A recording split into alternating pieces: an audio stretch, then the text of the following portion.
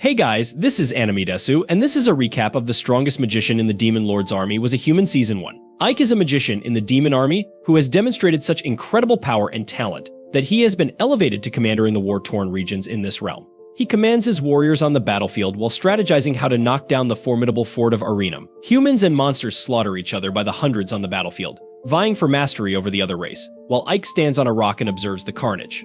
After a protracted battle, they finally smash through the castle's main gate and enter. But the humans do not back down, fighting fiercely and sacrificing their lives to protect their stronghold.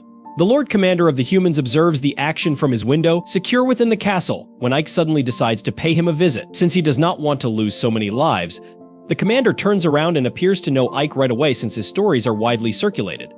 Ike admits that he is the leader of the 7th Legion of the Demon King Army, also known as the Immortal Brigade.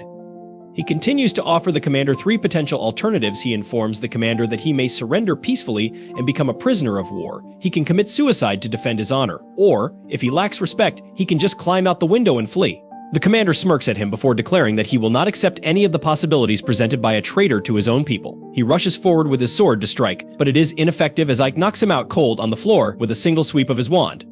Piggy, his personal assistant, enters unexpectedly and inquires as to what should be done with the prisoners of war. Ike turns around and orders him to cure the commander, as well as anybody who surrenders without a struggle, startling Piggy and a suspiciously gorgeous woman who watches him via a crystal ball and appears impressed by his ability to conquer such an important fortress with a single brigade. After that, Ike creates a magical barrier over the entire place, preventing anybody from entering the battlefield. While looking outside to witness the demons treating innumerable human losses and injuries, he feels horrible about witnessing these horrors and has never liked the way war works, but he has no option but to battle indefinitely. Something he is unaccustomed to, because he is a human disguised as a demon.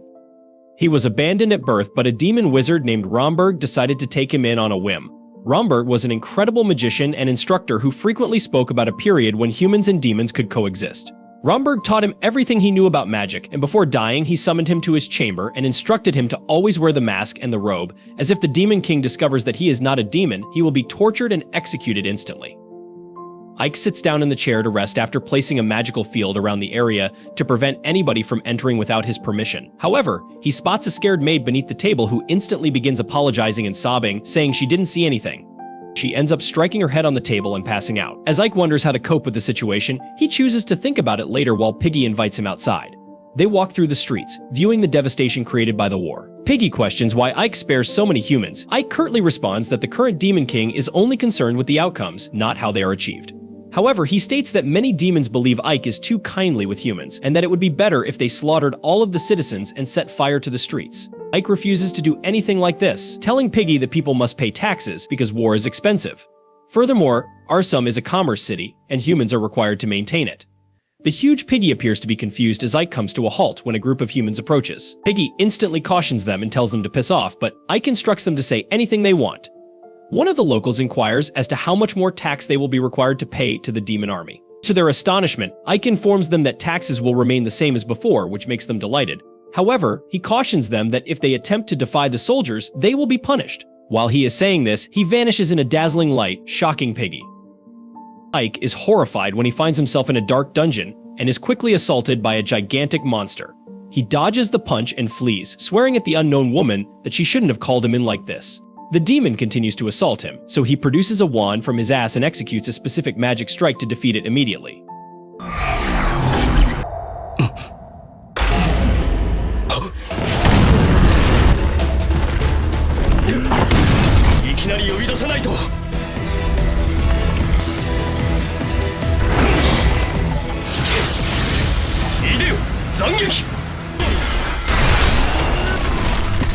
The lady appears alongside him and swears that she last saw him as a child hiding behind Romberg. She states that the golem was also fairly powerful, implying that Ike has become even stronger. Sapphire was Ike's supervisor and the only demon that is aware of his secret. He warns her not to call him like this, but she insists that it is more fun that way.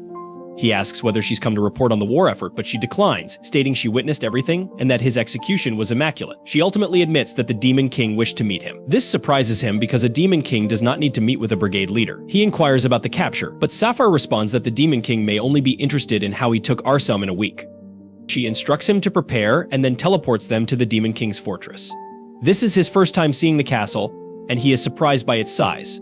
They approach the main entrance, which is guarded by a horde of demons, and Ike asks Sapphire if he will be examined before entering. Sapphire responds that the Demon King is the most important person in their realm, and of course the guards inspect everyone. This makes Ike worried since he cannot let his identity known, but she assures him not to worry. Surprisingly, as soon as the guards see him, they are overcome by his magical aura and quickly step aside, claiming that they expected nothing less from the grandson of the legendary magician Romberg.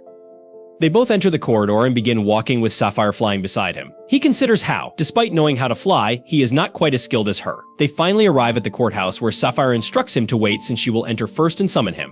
While she's gone, he considers how the current Demon King, Darrow, is renowned to be both skilled and vicious. According to him, humanity were winning the fight until the current Demon King altered everything in one battle. He is known to be merciless to unskilled individuals, but he also rewards anybody who demonstrates brilliance and competency, regardless of whether they are from a well-known demon nobility or an ordinary person. Ike had been longing to see him for a long time, and he is ready to say something to him when Sapphire interrupts his thoughts and beckons him inside. He approaches the courtroom with his head lowered, but the biggest shock of his life comes when he puts his head up to find a female seated on the throne. Like any other sexist, he assumes she is the Demon King's daughter, but he quickly sees his mistake and bends down to her. She looks at him and says it is astonishing that he was able to take Arsam in just a week. Ike instantly bows down, claiming that he was only obeying Sapphire's orders. Darrow observes this right away and notes how he responds just like a person would. Ike recognizes he needs to tone down his humility, but happily, Sapphire comes to his rescue and informs Darrow that Ike is Romberg's grandson.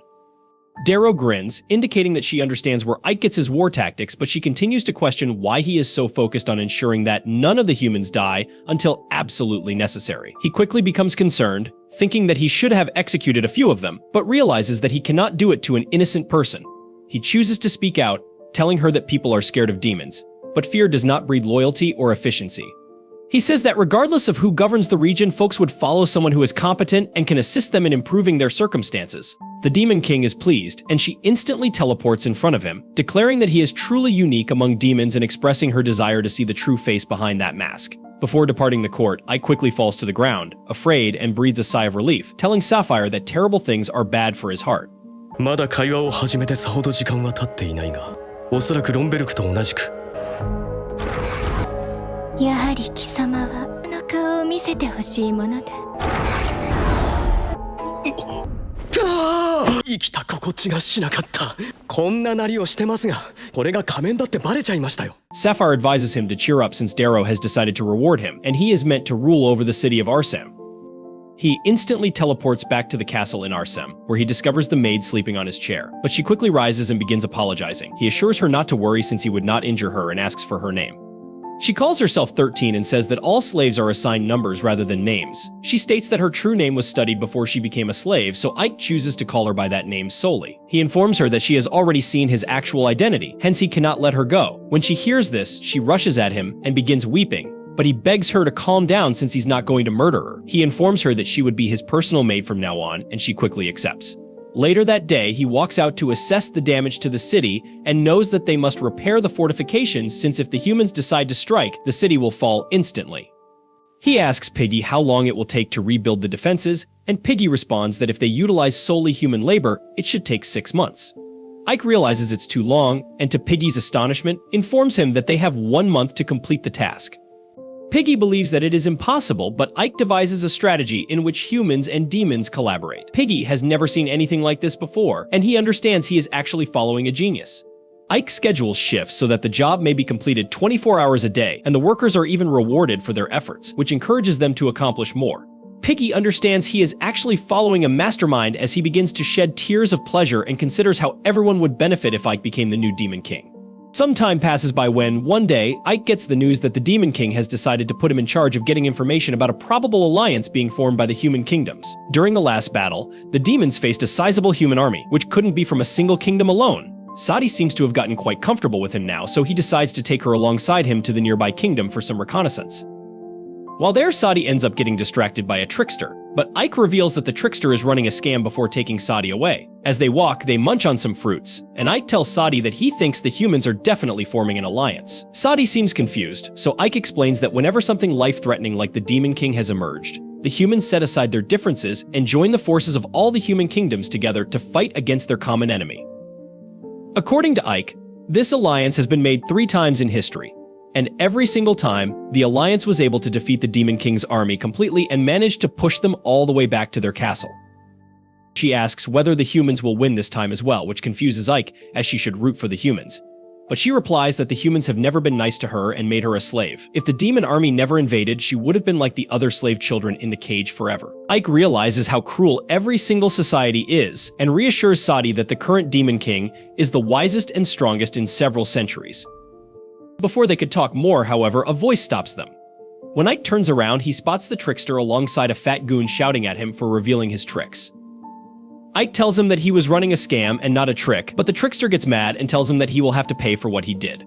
This annoys Ike, who looks around to check whether anyone is around before pulling out his magic wand and using ice magic to freeze the fat goon's feet. The trickster is shocked to see that Ike is a magician, but before he could react, Ike creates a bunch of icy spears and aims them towards the trickster, telling him to apologize. さっきカップに細工した責任は取ってもらうぞ。それはあなたがイカ様を。体でも払ってもらおう。人もいないし。なんだそれは。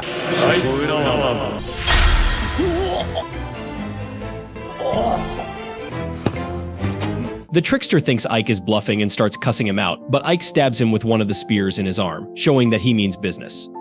After that, he asks the trickster whether he has any information about the happenings in this kingdom. Fearing for his life, the trickster reveals that the alliance has been made between the kingdoms, but the kingdom of Rosaria is planning a surprise attack on the demons to gain an advantage and a chance at glory. Ike thinks that it makes perfect sense and asks the trickster where they are planning their attack. For some reason, this scummy trickster knows all the details about the war plans and tells him that the city of Arsam will be attacked because its defenses are weak right now. Ike has heard all he wanted to know and leaves alongside Sadi back to their city to plan the defense.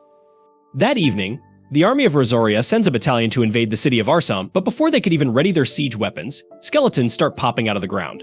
Their leader, named Ali, tells them to maintain formation as skeletons are weak, but unbeknownst to them, they walk straight into an ambush as arrows start falling on them like hailfire, while a bunch of orcs exit from the jungle and start smashing their army. Ali realizes that Arsam was prepared for this attack and that they have walked into a trap which might destroy the entire battalion. She immediately calls her soldiers to form a retreating line and make sure no one gets left behind. While this was happening, Ike and Lord Jiren were watching this unfold from the walls. Lord Jiren praises Ike because without him they would have definitely fallen for a surprise attack.